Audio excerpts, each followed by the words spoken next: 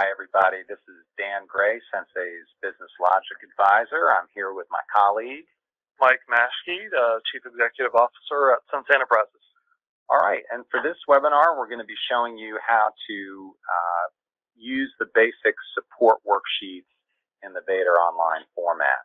So hopefully you all know how to get into VADER using your username and your password, as I've just done. And for this particular webinar, we're going to create a new client file and run some support worksheets that hopefully you all will be familiar with. In this particular webinar, we're not going to upload a previously saved case. As I said, we're going to start with a brand new case. So you go over here on the left to your dashboard, and you just hit Start a New Case. And you can see here there are some fields that need to be filled in. Start with name of file. This is going to be for your internal firm use, and my client's name for this demonstration is Pete Davidson. So I'm going to name it internally Pete Davidson file. Now, if the case is already in litigation, or you think it's about to be in litigation, you can use a more formal style name that will come up on the worksheets. And for this one, I'm going to say that the case is in litigation and the name of the case is Davidson versus Davidson. I can give the file a password. Mike, why would I want to do that?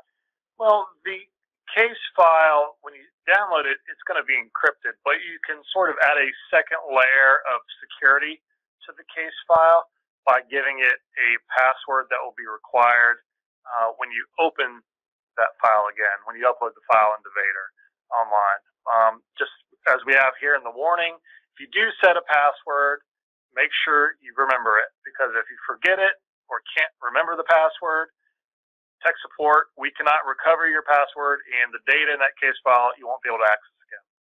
All right, so for purposes of this demonstration, I'm not going to use a password, and I'm going to come down to the next field that I have to fill out.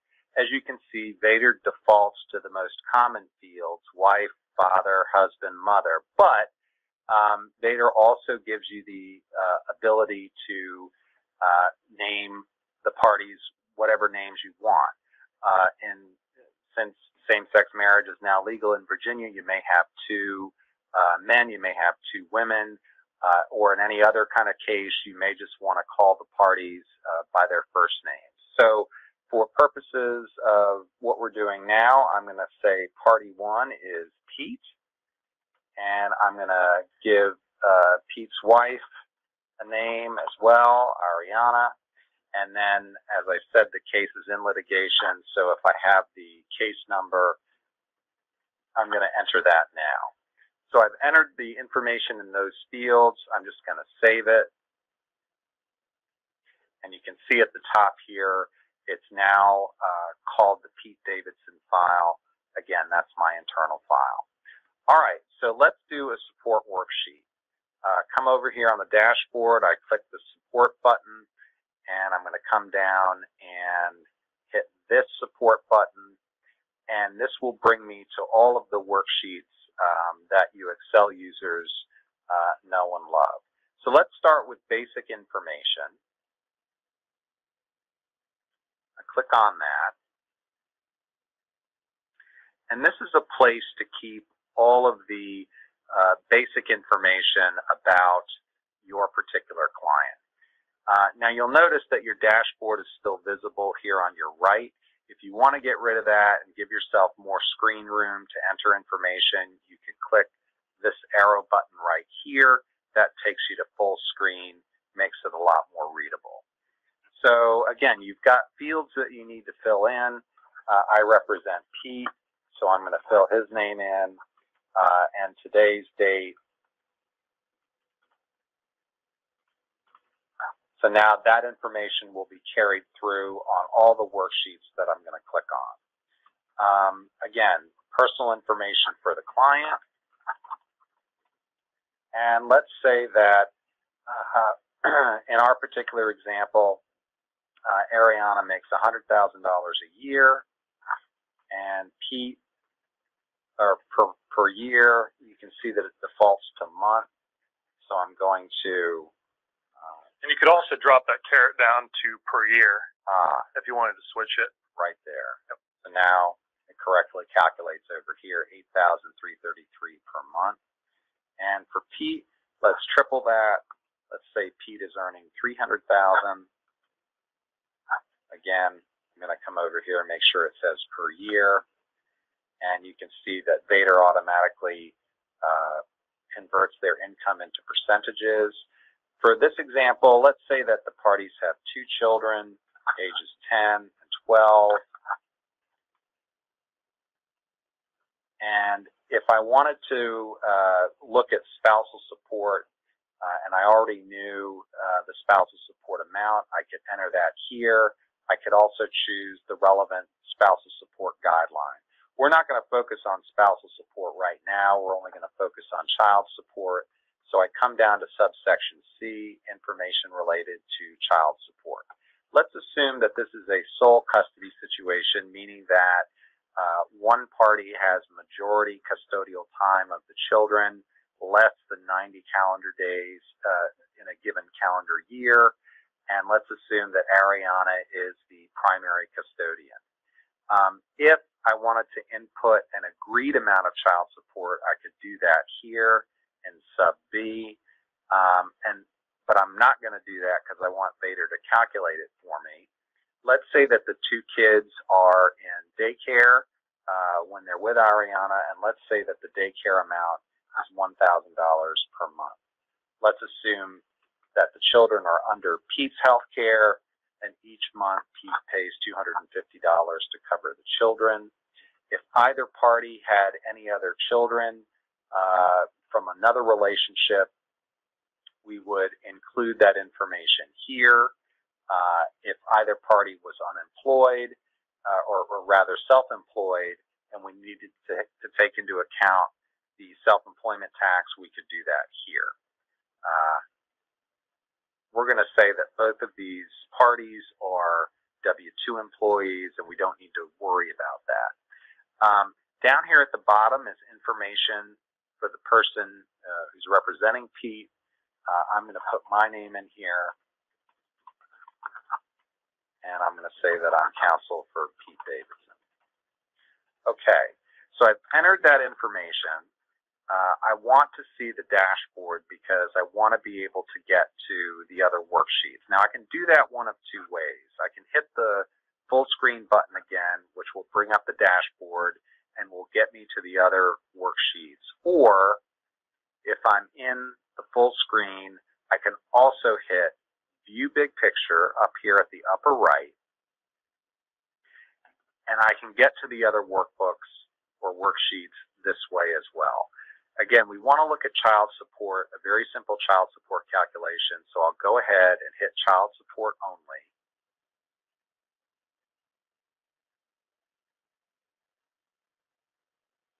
And this brings me to the child support guideline worksheet. Now you can see that all of the information that I previously entered in the basic information sheet has carried forward to the child support guideline worksheet.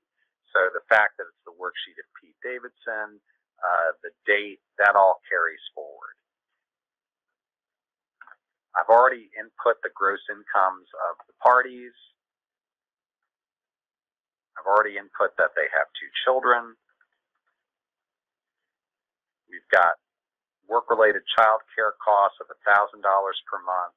We have medical insurance for the children of $250 per month being paid by Pete. He's getting a credit for that.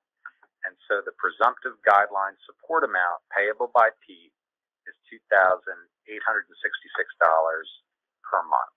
Now, if I wanted to deviate from that proposed guideline amount, let's say that Pete is paying for horse lessons, and he's making that payment directly, and I want to give him a break on guideline child support because of that. Let's say that those lessons are $400 per month.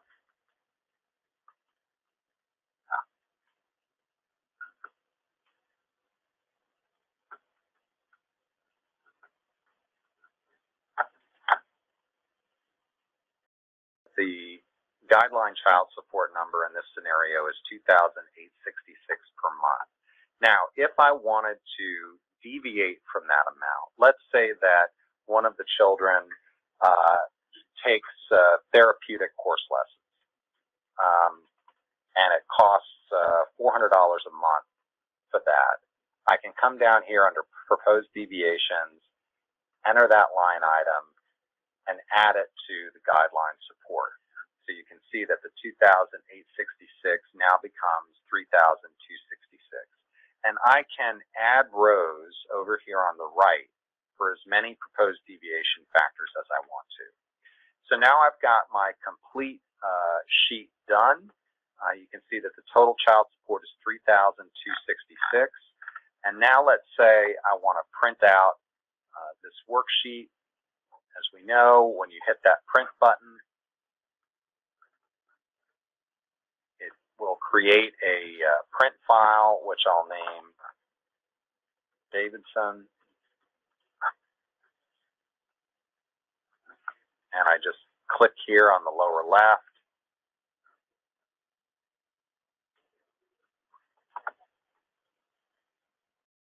My child support worksheet done, and I want to print it out.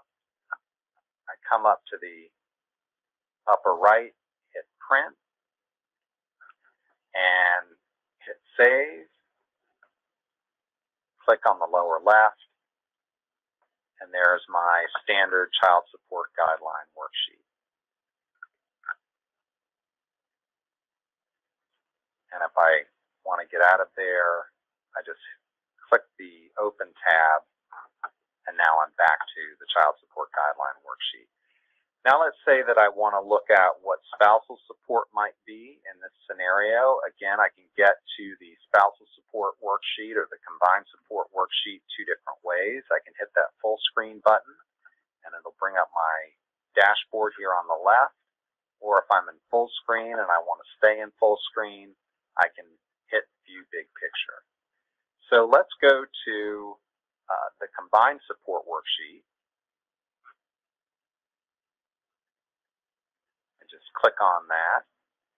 You can see up here that VADER is bringing me to this combined support worksheet. And again, all of the information that we entered on our basic information sheet is still present.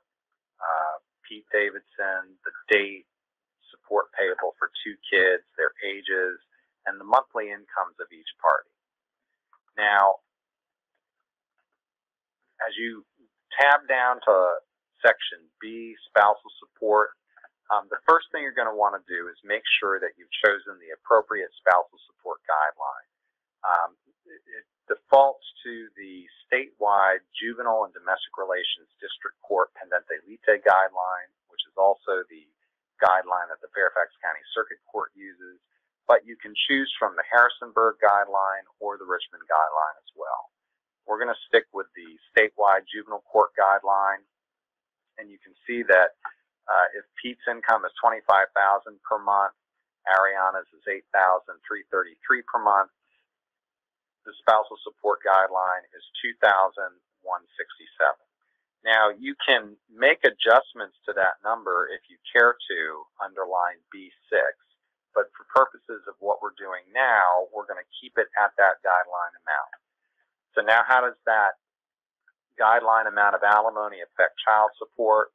Well, it gets added to Ariana's income, it gets deducted from Pete's income, and it rejiggers the numbers and changes their income shares. So the child support now has reduced from the previous amount to $2,596 per month. And again, you can deviate from that amount if you care to on line B9. If you want to print out this worksheet, again, you just hit print on the upper right, hit save, and there is your combined support worksheet. Now, you'll notice that unlike the sole custody support worksheet, this worksheet prints out on 2 pages. Mike, how come it's on 2 pages? Well, with the formatting of the form within the browser, to make it all fit and read nicely, we worked with the programmers to make it as concise as possible, and we ultimately decided and had to rely on that printing to 2 pages. We have run it by some judges, the layouts of the new forms, some being 2 pages versus 1 page, and ultimately the response that we received was they personally didn't care if the submitted form was 2 pages, as long as the information was easily readable and accurate. All right.